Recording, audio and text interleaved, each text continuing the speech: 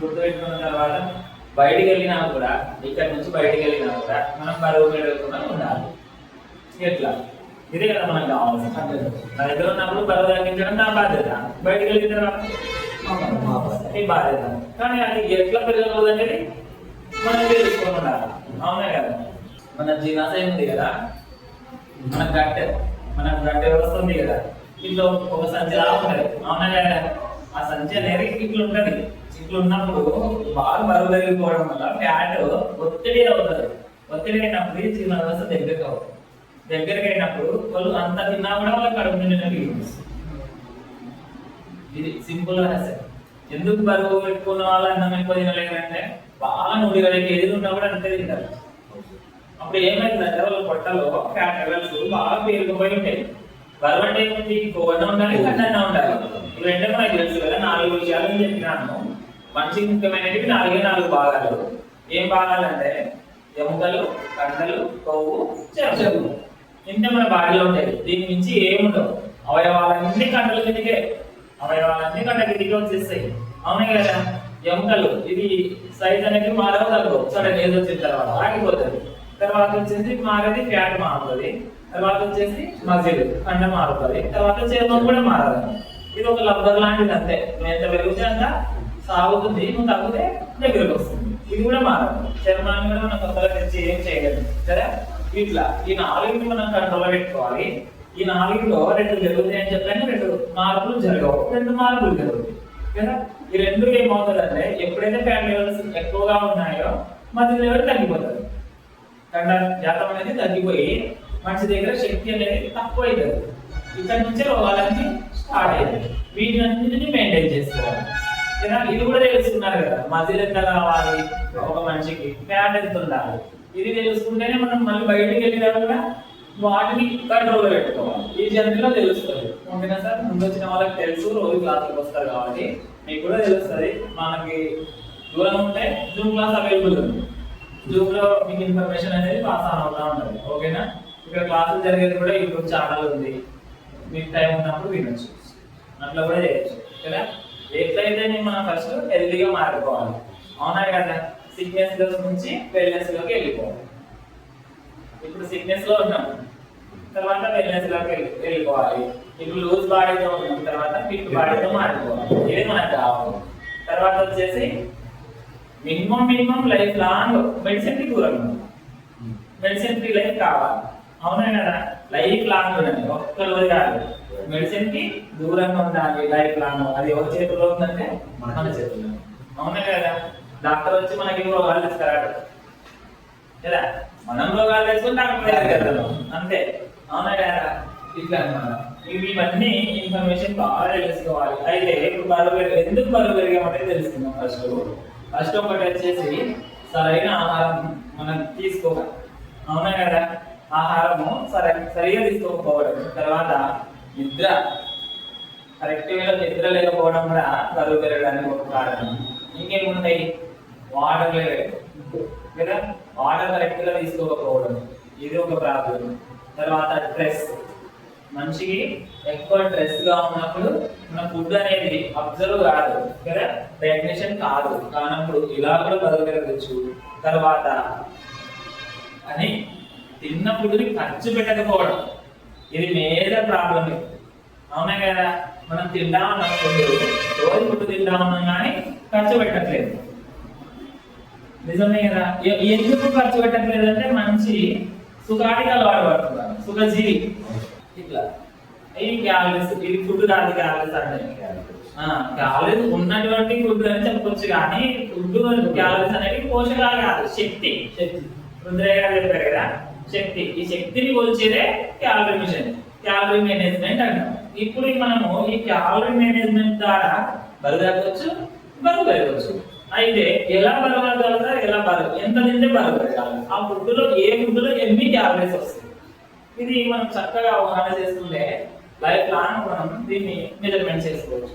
మనం చేసేదే calorie management ద్వారా బరువు తగ్గించడం. అది మీ జరిగేది మీ ఎంత ఉన్న కోచ్కి తెలుసు.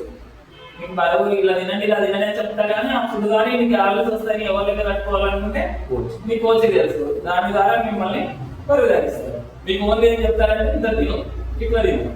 ఇవి మాత్రమే చెప్తారు కదా. అయితే చెప్పాను గతంలో కొబ్బరి బెల్లం, బాదం పప్పులు, గోడేసి లేదా స్వీట్స్, ఇవి పాలు, మిల్క్ కదా, ఇలాంటివన్నీ హై క్యాలరీ ఫుడ్. కానీ ఎందుకు వై ఇది తెలుసుకోవాలి ఫస్ట్. ఏది గుడ్డిగా నమ్మకూడదు. ఫ్యాట్స్ లెవెల్స్ ఎక్కువ ఉన్నాయి. ఇంకా ఫుడ్ ప్లేట్ వచ్చేసి ఇలా ఉంటది, అవునా కదా. మన ఫుడ్ ప్లేట్ వచ్చేసి ఇలా ఉంటది. ఈ ఫుడ్ లో ఏం చేస్తామంటే 50% సలాడే, 50% హాఫ్ భాగం సలాడ్ తింటాం, 2 లేదా 3 ఎగ్స్ తింటాం.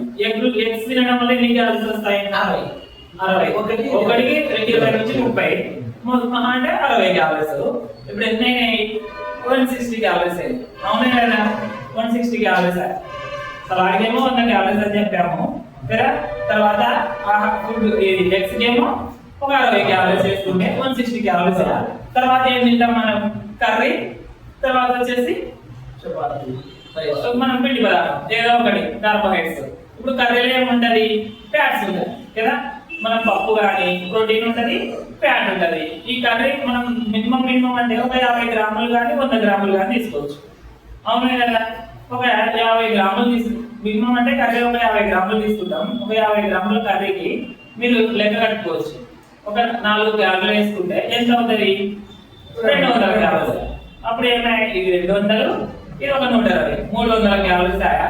తర్వాత వచ్చేసి ఇంకేమున్నాయి? కార్బ్స్ ఉన్నాయి. అన్నం పెట్టుకుంటాం కదా, కర్రీ తర్వాత కూడా అన్నం పెట్టుకుంటాం. అన్నం అనేది కార్బోహైడ్రేట్స్. కార్బోహైడ్రేట్స్ ఎన్ని క్యాలరీస్ వస్తాయని చెప్పాను? 4 క్యాలరీస్ వస్తాయి. 4 క్యాలరీస్ అంటే అన్నం ఎంత పెట్టుకున్నామో 100 గ్రాములు పెట్టుకోవచ్చా? పెట్టుకోలేమండి. ఇంత తిన్న తర్వాత ఆల్రెడీ 100 గ్రామ్స్ సలాడ్ పెట్టుకున్నాం, అవునా కదా. తర్వాత ఒక 50 గ్రామ్స్ కర్రీ అని పప్పు పెట్టుకున్నాం. ఇంత తిన్న తర్వాత కూడా మళ్ళీ కార్బోహైడ్రేట్స్ ఎంత తింటాం? అప్పటికే పొట్ట ఫుల్ అయిపోయింటారు, అవునా కదా. అంత తింటే ఒక 100 గ్రాములు అనుకోండి. మినిమం అటు ఇటు కావచ్చు లేదు, ఒక 100 గ్రాములు అనుకోండి. అప్పుడు ఎన్ని క్యాలరీస్ వస్తాయి? 400. ఇది 360, ఒక 400 ఏమాయా? 760, 800 అనుకోండి. ఇంకా ఫ్యాట్స్ కూడా ఉంటాయి కదా, దాన్ని కూడా కౌంట్ చేసుకుంటే 800 అయిపోయింది, అవునా కదా. 800 అయితే ఒక వ్యక్తికి ఎన్ని కావాలి? ఒక వ్యక్తికి ఎంత కావాలి? 2000 క్యాలరీస్, అవునా కదా. మరి వెయిట్ లాస్ చేయాలంటే క్యాలరీస్ ఎక్కువ ఇవ్వాలా తక్కువ ఇవ్వాలా? తక్కువ. రోజు తినడానికంటే తక్కువ క్యాలరీస్ ఇవ్వాలా, మన బాడీకి ఎఫెక్ట్ పడకూడదు. ఇప్పుడు ప్లానింగ్ చూడండి, మనం ఎట్లా ప్లాన్ చేసినామో బాగా తెలియదు. ఎక్కువ ఫుడ్ తింటామన్నాం, సలాడ్ తింటామన్నాం, ఎక్కువ ఫుడ్ లో క్యాలరీ ఫుడ్ తింటామన్నాం, శక్తి అయితే సరిపోతా ఉంది. దాంతో పాటు కార్బ్స్ ఇస్తున్నాం, ఫ్యాట్స్ ఇస్తున్నాం కదా. ఇట్లా చింపుకుంటా ఉంది. ఒక 700 నుంచి 800 గ్రాముల ఫుడ్ ప్లేట్. అంటే మనం ఎప్పుడు తింటున్నాం ఫుడ్ ప్లేట్? మధ్యాహ్నం. మళ్ళీ 2 పూటలు ఏం చేస్తున్నాం? షేక్ తాగుతాం. మరి సరే సార్ మధ్యాహ్నానికి 800 గ్రాములు అయిపోయినాయి, 800 క్యాలరీస్ అయిపోయినాయి. మరి ఇప్పుడు షేక్ ఎన్ని క్యాలరీస్? షేక్ తాగుతున్నాం, షేక్ కూడా క్యాలరీస్ వస్తాయి కదా. మరి ఎన్ని క్యాలరీస్? మన షేక్ లో ఎన్ని క్యాలరీస్?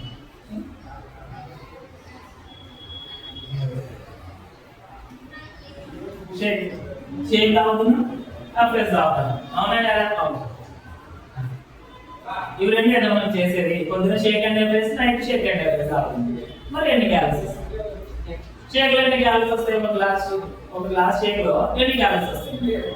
మనకి చక్కగా nutrition food low calorie management చేయడానికి ఎన్ని క్యాలరీస్ పెట్టి ఇది కూడా తెలుసుకోవాలి. ఇది కూడా ఫుడ్ కదా, తెలుసుకోవాలి. ఎన్ని క్యాలరీస్ ఉంటాయంటే 220 క్యాలరీస్.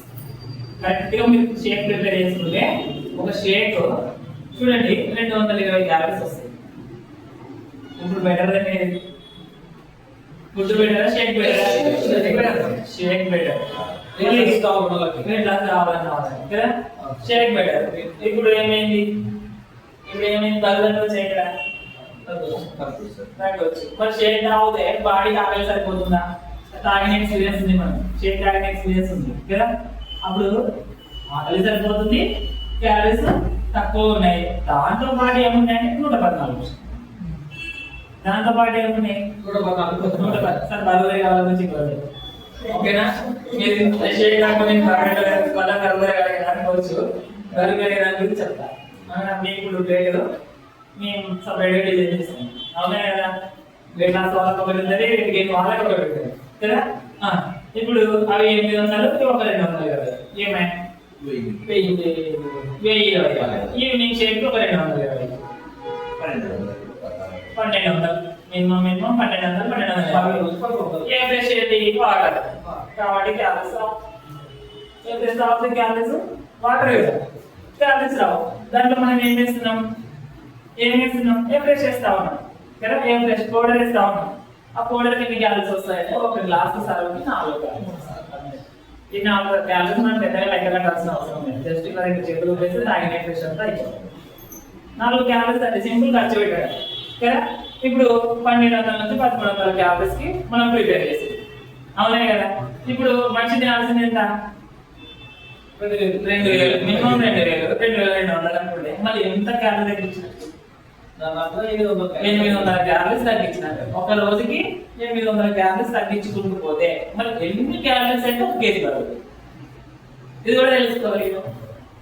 ఎన్ని క్యాలరీస్ అయితే 1 కేజీ బరువు? 7700 క్యాలరీస్ అయితే 1 కేజీ బరువుకి సమానం. 7700 క్యాలరీస్ 1 కేజీ బరువుకి సమానం.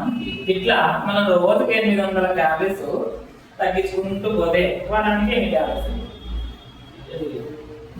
5 కేజీస్. వారం అంటే ఎన్ని రోజులు? 7 రోజులకి ఎన్ని క్యాలరీస్? 5 కేజీస్.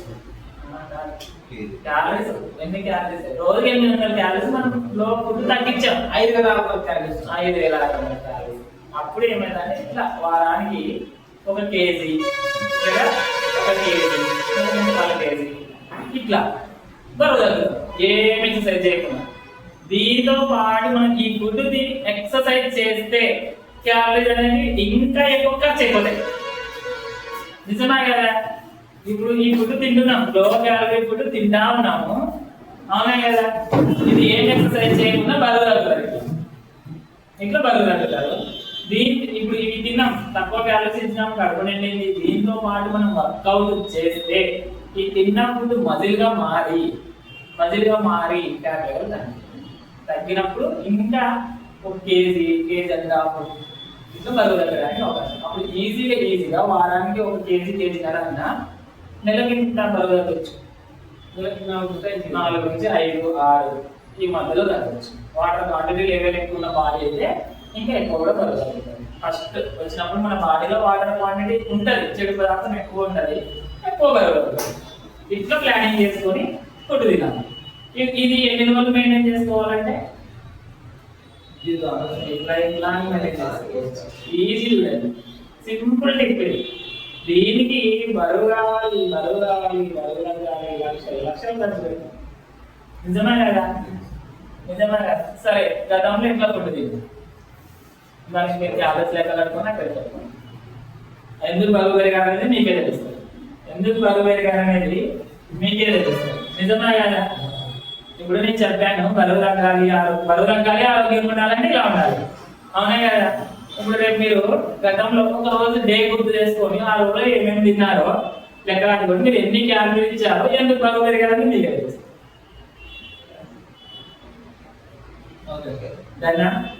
వెళ్దాం మరి, సరేనా?